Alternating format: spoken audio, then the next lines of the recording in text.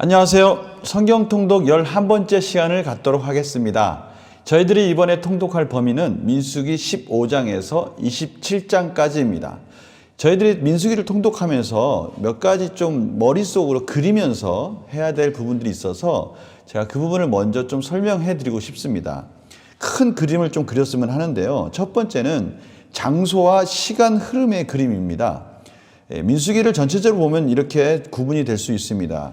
하나님의 선하심과 주권, 이것이 춘 계어라고 할 수 있는데요.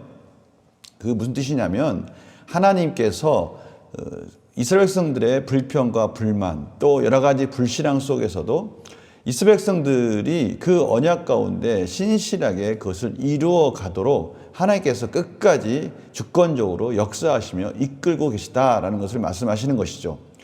오늘도 그 통독하는 범위 내에 그런 부분이 몇 군데 나옵니다. 맨 처음에 저희들이 읽었던 시내산에서 가데스 바네아까지가 구세대에 대한 말씀이라면, 이제 광야에 방황하는 시기에 몇 가지 사건이 나온 후에 다시 이제 가데스 바네아에서 모압 평지까지 이 신세대의 이야기들이 이어지고 있습니다. 그러니까 어떻게 보면 앞에 1장에서 14장까지 거의 1년, 그 다음에 뒤에 21장에서 36장까지 다시 신세대에 대해 관해서 1년. 그래서 또 광야의 배에 관련된 시간이 실질적으로는 38년이라는 긴 시간이 흐르고 있지만, 사실은 그 앞에 1년, 뒤에 1년에 이 민수기가 집약되어 있다는 것을 알 수가 있어요. 그러니까 어떻게 보면 시간적으로 따지면 광야의 시기가 많이 할애되어야 되겠지만, 실질적으로 중요한 부분은 앞에 부분과 뒷부분이라는 것을 알 수가 있습니다. 민수기 속의 시간 흐름을 보십시오. 1445년에 BC 1445년에 1차 인구조사가 있고요. 또 신의 광야 출발이 있지 않습니까? 거기에 또 13장에 가나안 정탐 보고 사건이 있죠. 가데스 바네아에서 있었던 사건입니다. 그러니까 거기가 1년여간에 다 있었던 사건이에요. 그리고 또 38년의 광야 생활이 잠깐 나온 다음에 다시 1407년도에 BC 한 1407년경에 이제 두 번째 21장부터 36장까지, 그러니까 이것도 거의 한 1년여 기간 동안 이뤄지는 일이에요. 40여 년간의 이 민수기의 역사적 내용이지만 실질적인 것은 그 두 기둥에 집약되어 있다는 것이죠. 그 내용이 아론의 죽음, 2차 인구조사, 여호수아 후계자 지명, 그 다음에 미디안 정복과 요단 동평 땅 분배, 이렇게 그 부분에 또 집약되어 있다는 것을 저희들이 알 수가 있습니다. 장소적으로도 좀 저희가 그림을 그렸으면 좋겠어요. 제가 저번 주에 보여드린 그림인데요. 출애굽기, 레위기, 민수기의 장소적인 부분을 제가 보여드리지 않았습니까? 보시면 알겠지만 시내 광야에서의 1년의 기간이 민수기 10장까지 기록되어 있고요. 민수기 10장에서 13장, 14장 가데스 바네아에 도착한 그 기간까지가 이제 또 14장까지 이어지면서 18개월 동안 또 가데스 바네아의 사건이 이루어지고 나서 신광야 38년의 그 광야 생활이 이어지면서 20장에서 다시 36장까지 모압 평지까지 이르는 또 1년의 기간들이 바로 이렇게 구성되어 있다는 것입니다. 그러니까 민수기가 바로 장소적으로는 시내 광야 가데스 바네아에서 신광야를 지나서 모압 평지까지 이렇게 이어지는 것이죠. 지도상으로 보면 이렇게 됩니다. 시내산에서 바람 광야를 지나서 바로 그 정탐관 사건이 있는 가데스 바네아, 거기서부터 이제 신광야를 방황하게 되는 것이죠. 그 방황하게 되면서 38년도에 그 기간이 쭉 흐르는 겁니다. 그리고 나서 이제 또 다시 20장, 21장 노뱀 사건부터 모압 평지까지 또 1년여 기간, 요 집약된 요 기간을 민수기 말씀이 그 내용이 거기에 그려져 있는 것이죠. 이 그림을 그리면 됩니다. 이해가 되셨습니까? 앞에 1년여 기간, 뒤에 1년여 기간, 그리고 가운데 38년 광야의 흐름은 잠깐 몇 가지 사건들로 정리를 한 것이죠. 제가 다시 한번 정리해 드리겠습니다. 약속의 땅에 들어가기 위한 준비와 행진이 1장에서 10장까지. 그러니까 애굽에 나온 지 둘째 해, 둘째 달, 첫째 날부터 구름 기둥의 인도에 따라 광야 생활을 시작하는 겁니다. 이 이야기까지 내용이 기록하고 있는 거예요. 그리고 나서 광야에서 불평하고 반역한 내용들, 이게 이제 19장까지 이어지는 겁니다. 이게 광야 생활 40년 가운데 왜 가나안에 들어가지 못했는지를 밝히는 38년간의 이야기가 바로 거기에 들어가 있는 것이죠. 그리고 나서 다시 약속의 땅에 들어가기 위한 새로운 준비가 20장에서 36장까지 있는 거예요. 광야 생활 마지막 40째 해 첫째 날부터 가나안에 들어가기 전까지 10달 동안의 일을 기록하고 있는 것입니다. 그러니까 어떻게 보면 민수기는 광야에서 출발하기 전에 준비, 다시 신세대가 약속의 땅에 또 들어가기 위한 준비, 이것이 민수기의 내용이라고 할 수 있습니다. 민수기를 통독하다 보면 참 재밌는 부분을 만나게 되는데요. 그것은 민수기의 그 문학적 구조입니다. 그러니까요, 율법의 위치예요. 율법은 대부분 어떤 사건이나 이야기가 있고 그 사건과 관련하여 위치되어 있는 겁니다. 그래서 민수기에서 율법은 대개 문단의 범위와 그 문단의 주제를 알려주는 기능을 하는데요. 제가 이 부분을 가지고 왔습니다. 모세오경이라는 책인데요. 민수기 5장 1절에서 4절이 부정한 사람 철이라면 그 뒷부분에는 부정한 사람의 철이 규정이 나와 있고요. 저희가 오늘 통독하는 범위를 볼까요? 민수기 13장 1절에서 14장 45절까지 가나안 정탐과 백성들의 원망이 나오지 않았습니까? 저번 주에. 그리고 나서 이제 그 땅에 들어갈 때 드리는 헌물 규정이 나왔어요. 오늘 이번에 저희들이 통독할 범위가 16장 1절, 17장 12절까지 아론 대제사장직에 대한 고라의 반역이 나옵니다. 그런데 그 반역이 나온 후에 제사장과 레위인의 직무 규정이 다시 한번 거론이 됩니다. 그리고 나서 민수기 27장 1절, 7절은 또 슬로브핫의 딸들의 요구가 나옵니다. 약속의 땅에 대한 부분인데요. 그리고 나서 그 부분에 대해서 기업에 관한 규정이 이어지고 있습니다. 그러니까 어떤 사건이나 내러티브가 나온 다음에 그 뒤에 율법적인 설명들이 붙여져 있다는 것이죠. 이것도 민수기의 참으로 재미있는 문학적 구조라고 할 수 있습니다. 제가 좀 구체적으로 사건들을 한번 들어가 볼까요? 고라와 다단과 아비람의 반역 사건이 나옵니다. 고라는 고핫 자손이고요. 레위 지파죠. 다단과 아비람은 루벤 자손이에요. 어떻게 보면 장자의 권위를 또 자기들이 내세울 수 있는 사람들이죠. 그러니까 이들이 모세와 아론에 대해서 이제 반역을 하는 겁니다. 16장 31절에서 35절에 보면요. 하나님께서 새 일을 행하사 고라와 루벤 지파의 지도자인 다단과 아비람과 그들과 합세한 사람들을 땅을 벌려서 이제 삼키게 하는 그 장면이 나오는 것이죠. 반역한 것에 대해서 하나님이 심판을 하시는 것입니다. 이 사건을 통해서 제사장만이 향을 가지고 여호와께 나아갈 수 있다는 사실을 하나님께서 확인시켜주는 사건이에요. 그런데요, 문제는 이러한 사건을 통해서 하나님의 주권적인 역사를 하나님께서 한번 보여주셨잖아요.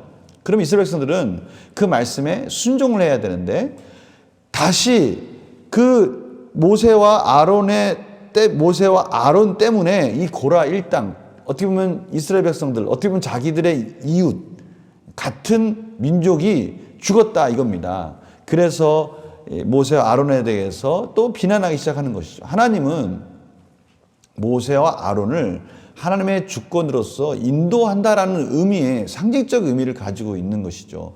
그러니까 모세와 아론에 대해서 자꾸 비난하는 것은 곧 하나님을 비난하는 겁니다. 그래서 하나님께서 연병을 내리십니다. 그로 인해서 14,700명이 죽음을 또 맞이하게 됩니다. 그리고 나서 아까 제가 말씀드렸지만 제사장의 직무가 나오고요. 이러한 제사장의 직무, 특별히 하나님께서 아론의 지팡이에만 싹이 나게 만들었어요. 거기에 살구 열매가 맺힌 겁니다. 지팡이 하면 죽은 나무 아닙니까? 그 죽은 나무에 하나님이 또 주권적으로 생명이 돋아나게 하신 겁니다. 그것을 통해서 하나님께서 지금 이스라엘 백성들을 하나님이 세운 모세와 아론을 통해서 주권적으로 이끌어가고 있다. 이 지금의 광야의 모든 생활의 주권자는 하나님이시다. 하나님이 이 언약의 약속을 이끌어가고 신실하게 이끌어가고 계시다라는 것을 다시 한번 확인시켜 주시는 것입니다. 자꾸 자기들이 뭔가를 하고 자기들 뜻에 따라서 뭔가를 이루려고 하는 것에 대해서 하나님은 아니다라고 자꾸 말씀해 주시는 거예요. 계속해서 말씀해 주시는 거예요. 그때 이스라엘 백성들은 순종해야 되는 것이죠. 아론의 쌍난 지팡이는 하나님을 섬기도록 선택하신 하나님의 주권적인 은혜를 상기시켜주기 위해서 이제 언약궤 안에 그것을 집어넣게 됩니다. 그리고 나서 이제 약속의 땅에 들어가기 위한 또 새로운 준비. 9세대가 준비했던 것이 1장부터 10장까지라면 이젠 약속의 땅에 들어가는 또 신세대가 준비하는 내용이 이제 20장에서 36장까지 이어지는 것입니다. 그런데 참 안타까운 거는 이 부분에 있어서 여전히 예전에 모세와 아론이 그 실패했던 모습, 하나님께 대해서 자신들이 하는 헌신에 대해서 이스라엘 백성들의 원망 불평 때문에 그것을 하나님 앞에 나와서 자신들도 참으로 하나님 앞에 못할 말들을 많이 하지 않았습니까? 모세의 실패가 있었어요. 아론의 실패가 있었어요. 아론이 금송아지를 만들었지 않습니까? 그런데요, 또 한 번 참 하나님 앞에 안타까운 실패의 사건이 일어납니다. 물이 없어 불평하는 백성들에게 하나님께서 그 반석에서 물이 나도록 할 테니 반석을 한 번만 치라고 했는데 하나님의 명령을 어기고 모세가 2번 반석을 치게 됩니다. 모세와 아론이 회중을 그 반석 앞에 모으고 모세가 그들에게 이르되 반역한 너희여 들으라. 우리가 너희를 위하여 이 반석에서 물을 내랴 하고 모세가 그의 손을 들어 그의 지팡이로 반석을 2번 치니 물이 많이 솟아나오므로 회중과 그들의 짐승이 마시니라. 보니까 왠지 그 말들이 하나님이 원하신 뜻대로 이루어지지 않고 있다는 것을 표현하고 있지 않습니까? 먼저 이 모세와 아론이 백성들을 모으고 많이 화가 난 모습들이 표현되어 있어요. 이러한 모습을 통해서 하나님은 모세와 아론은 백성들 앞에서 하나님의 거룩함을 드러내지 못했다라고 말씀하시면서 자기 과시적 영설을 통해서 분노를 드러내었다라는 것을 말씀하고 있습니다. 이 일로 인해서 모세 아론은 가나안 땅에 들어가지 못하게 됩니다. 20장 12절입니다. 여호와께서 모세 아론에게 이르시되 너희가 나를 믿지 아니하고 이스라엘 자손의 목전에서 내 거룩함을 나타내지 아니한 고로 너희는 이 회중을 내가 그들에게 준 땅으로 인도하여 드리지 못하리라. 참으로 안타까운 장면인 것이죠. 그동안에 모세와 아론이 그렇게 헌신한 것들이 이 한순간의 실수로 물거품이 되는 것이죠. 어떻게 보면 참 지도자가 가지고 있는 이 책임의 무거운 무게감을 느낄 수 있는 부분이기도 합니다. 제가 언젠가 말씀드렸어요. 사실은 모세와 아론이 이 실수도 있지만 이 실수로 인해서 하나님께서 분명히 말씀하시고자 하는 것은 이 일은 하나님이 하시는 것이고 이 모든 주권적인 역사 속에서 오직 하나님의 은혜로 약속의 땅에 들어간다는 것을 지금 모세와 아론을 통해서 또 강하게 한번 말씀하시는 것입니다. 지금 계속해서 말씀하시는 거예요. 약속의 땅에 들어가는 것은 하나님의 주권적인 은혜다 이거예요. 인간이 하나님의 주권적 은혜가 없이 무엇을 함으로 인해서 완성될 수 있는 것은 없다라는 것을 다시 한번 말씀하시는 것입니다. 그리고 나서 이스라엘 백성들이 이 광야를 지나고 이제 모압 평지로 가는 그 길에 이 에돔을 지나가야 되는데요. 이 에돔을 지나가는 그 통과를 하면 쉽게 갈 수 있는 길을 이 이스라엘 백성이 통과하는 것을 에돔 족속들이 거부를 합니다. 이스라엘은 에돔의 남쪽 언저리를 지나가지고 에돔의 동편 경계선을 따라 북쪽으로 이동하게 한참을 그 광야길을 따라 이동하게 되는 것이죠. 그 길이 참으로 낮은 평지이면서도 태양이 직접적으로 내리쬐는 아주 힘든 코스인데요. 그 길로 돌아갈 수밖에 없도록 그렇게 에돔이 허락을 하지 않은 겁니다. 그러니까 그 길로 가면서 이스라엘은 여러 가지 어려운 또 난관을 만나게 되는 것이죠. 그런데 하나님께서 거기서 놀라운 하나님의 은혜에 또 승리를 주십니다. 호르마 기억나십니까? 1차 가나안 정복 실패할 때 이스라엘은 아말렉 족속과 가나안 족속에게 올라가지 말라 하지 않았습니까? 하나님이 너희들과 함께하지 않는다. 그런데 후회하면서 우리가 가데스 바네아에서 하나님께 불신앙했던 것을 후회합니다 라고 하면서 기어코 올라가 가지고 패배했던 그 사건, 그때 가나안 사람들이 이스라엘 백성들을 호르마까지 쫓아가서 추격한 장면이 나옵니다. 그런데요, 이번에는 이스라엘 백성들이 그 가나안 사람들, 바로 그들의 성읍을 완전히 멸하는 사건이 일어납니다. 바로 하나님께서 이제는 가나안 족속을 들어가는 훈련, 어떻게 보면 전쟁의 승리를 맛보시는 장면이라고 해도 될 것 같습니다. 그곳 이름을 그리고 호르마라고 짓습니다. 완전히 멸했다라고 부르는 것이죠. 이전에는 이스라엘 백성들이 완전히 패배했다면 이번에는 이스라엘 백성들이 승리를 맛보는 그러한 승리의 기쁨을 하나님께서 허락해 주시는 것입니다. 그럼에도 불구하고 이스라엘 백성들은 그 길이 너무 험하기 때문에 목마르고 배고프기 때문에 불평을 또 하기 시작하는 것입니다. 이스라엘 백성들의 이러한 불평이 너무나 하나님 보시기에는 안타까운 겁니다. 분명히 이 길은 하나님께서 책임져 주신다고 말씀하셨고요. 이 길을 가는 동안에는 하나님께서 분명한 섭리 가운데 인도해 주신다고 말씀하셨는데 그 말씀을 믿지 못하는 이스라엘 백성들의 어리석음, 그 이면에는 항상 제가 저번 주 주일에도 말씀드렸지 않습니까? 미래를 보지 않고 그 미래에 대한 소망을 가지고 그 소망이 이스라엘 백성들을 이끄는 게 아니라 이 현재에 대한 불만과 불평이 떠나지 않았다는 것이에요. 이것이 곧 하나님께 대한 불신앙으로 이어진다는 것입니다. 그래서 하나님께서는 그들에게 불뱀을 통해서 그들을 징벌하십니다. 징계하시는 것이죠. 그 징계하시는 모습 속에서 하나님은 이 모세의 안타까운 중죄를 통해서 놋뱀을 통해서 그들을 구원하십니다. 이 놋뱀이 바로 또 십자가에 달리신 예수 그리스도를 상징한다라고 요한복음 3장 14절에 설명되어 있습니다. 모세가 광야에서 뱀을 든 것 같이 인자도 들려야 하리니. 바로 구원의 놋뱀을 통해서 그 그림원을 통해서 예수 그리스도를 또 바라보도록 하시는 것이죠. 그리고 계속해서 모압으로 여행을 하면서 하나님께서 요단 동편 땅을 하나하나 점령해 가도록 허락해 주십니다. 아모리 왕 시온을 이기고요. 바산 왕 옥을 이기도록 허락해 주시는 것이죠. 명심해야 되는 것이죠. 이 전쟁의 승리는 이스라엘 백성들이 전쟁에 능하거나 그들의 수가 많거나 그들의 어떤 무기 때문이 아니라 하나님이 이제는 새로운 신세대들에게 전쟁의 승리를 맛보도록 허락해 주시는 것입니다.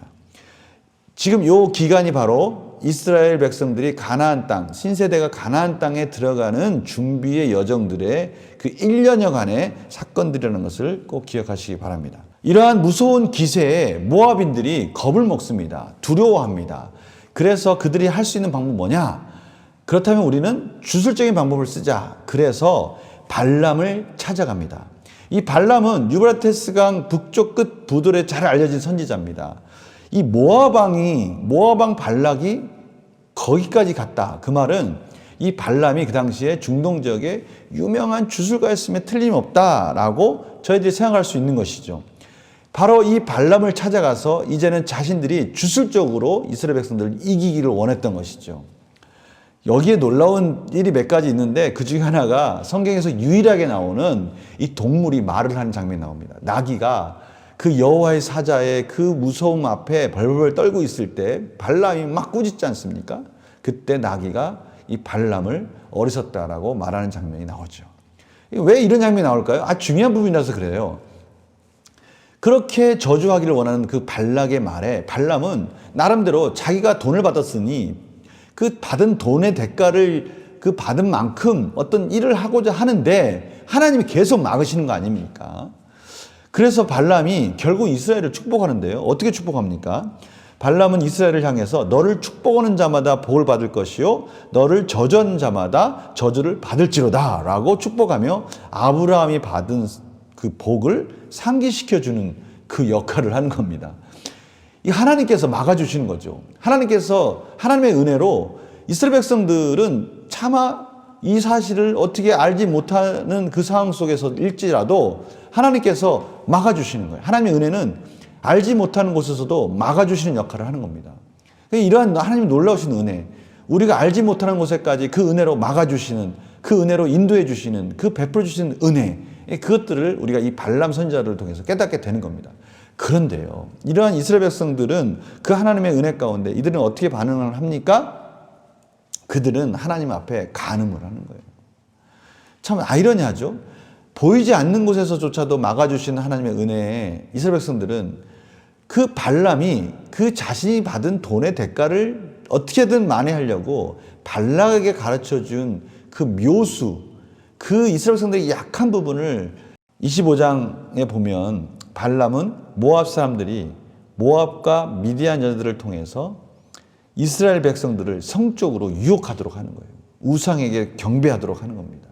그들이 우상에게 절하는 그 음란한 방법들을 통해서 이스라엘 백성들을 유혹하는 겁니다. 이스라엘 백성들은 거기에 보기 좋게 넘어가는 겁니다. 발람이 발락에게 가르쳐준 이 약점이 그대로 통한 겁니다. 하나님이 그렇게 막아주시는 그 상황 속에서 그의 백성들이 그 하나님의 은혜와는 아랑곳 없이 불신앙의 그 우상숭배의 영적 간음, 육체적인 그 행음의 사건들을 통해서 그들이 하나님의 뜻과는 상관없는 길을 가는 것이죠. 이 일로 인해서 2만 4천 명이 연병으로 죽는 사건이 일어나게 됩니다. 비느하스가 그 연병을 그치게 하기 위해서 극적으로 개입을 합니다. 하나님은 이스라엘은 미디안을 멸해야 된다라고 말씀하시죠. 이러한 사건들이 신약에는 이렇게 기록되어 있습니다. 그들이 바른 길을 떠나 미혹되어 부올의 아들 발람의 길을 따르는도다. 미혹되었다라는 말이 중요합니다. 하나님께서 막아주신 그 은혜와는 상관없이 우리의 삶 곳곳에서 우리를 넘어뜨리려고 하는 그것에 대해서 민감하게 깨어 있어야 되는데 미혹되었다는 거예요. 화 있을 진저 이 사람들이여 가인의 길에 행하였으며 삭슬 위하여 발람의 어그런 길로 몰려갔으며 이 고라의 폐역을 따라 멸망을 받았도다. 삭슬 위하여 이 물질, 맘모니즘, 물질에 약하게 넘어간 그 발람의 유혹, 그 어그러진 길을 이스라엘 백성들이 갔다는 것입니다. 그러나 내게 두어가지 책망할 것이 있나니 거기 내게 발람의 교훈을 지키는 자들이 있도다. 그러나 내게 두어가지 책망할 것이 있나니 거기 내게 발람의 교훈을 지키는 자들이 있도다. 발람이 발락을 가르쳐 이스라엘 자손 앞에 걸림돌을 놓아 우상의 재물을 먹게 하였고 또 행음하게 하였느니라. 바로 요 사건입니다. 구약에는 잘 설명이 되어 있지 않지만 바로 신약에 발람이 발락을 통해서 걸림돌을 놨다는 것입니다. 하나님은 그럼에도 불구하고 이스라엘 백성들을 지켜주셨고요. 26장에 보면 인구조사를 두 번째로 하게 되는 장면이 나옵니다. 그런데 이 두 번째 인구조사에서 참 놀라운 일은요.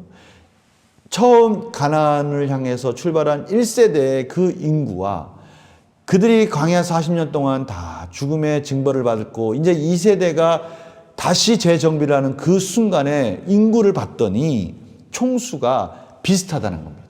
이건 뭘 말하는 겁니까? 하나님이 처음과 나중까지 계속해서 이스라엘 백성들을 지켜주고 계셨다라는 것을 확인하는 것이죠. 1,800명만 줄었을 뿐이에요. 놀라운 것은 그 시므온 지파가 그 줄은 그 격차가 크거든요. 59,300명에서 22,000명 줄었는데 바로 앞에 이 바알볼 사건에 시므온 지파가 많이 개입되어 있어서 거기서 많이 죽음을 맞이했다라는 것을 저희들은 알게 되는 것입니다. 그리고 나서 기업을 나누는 특별법을 27장에 가르쳐 주십니다. 거기 특별법은 뭐냐? 바로 딸들이 아버지의 유산을 받을 수 있는 권리를 주는 겁니다. 이게 메소포타미아 법률에는 전혀 불가능한 얘기예요. 당시 근동 지역의 그런 법률 속에는 딸들이 재산을 물려받는 건 말도 안 되는 겁니다. 하나님은 그런데 그의 유업을 사모하는 자, 그의 유업을 지키고자 하는 자들을 하나님께서 허락해 주시고 은혜를 베풀어 주셨다는 것입니다. 이게 아주 중요한 부분인 것이죠. 바로 27장에 그렇게 마무리가 됩니다. 이제 27장에서 이어지는 28장에서 또 신명기까지 이어지는 것 중에 가장 핵심적인 부분은 뭐냐면 하나님의 2세대, 이제 출애굽을 하고 나서 1세대가 만난 하나님과 또 다른 경험을 하는 이 2세대에게는 특별한 하나님의 율법 교육이 필요하다는 것을 하나님께서는 아시고요. 모세의 설교를 통해서 하나님의 율법을 차근차근 하나씩 가르쳐주는 부분들이 계속 이어집니다. 그것이 신명기까지 이어지는 거예요. 성도님들 얼마 남지 않은 겁니다. 이제 1차 성경 통독 얼마 남지 않은 이 기간 동안 정말 차가울 것 같은 그 율법 속에 흐르는 따뜻한 하나님의 사랑을 경험하면서 하나님과 동행하는 삶, 하나님의 놀라우신 그 은혜의 삶, 끝까지 성실하게 이끌어주시는 그 하나님의 사랑을 만나시면서 성경 통독을 통해서 하나님께 영광되는 삶으로 승리하시기를 간절히 소망합니다. 수고하셨습니다. 다음 영상에서 또 찾아뵙겠습니다. 안녕히 계세요.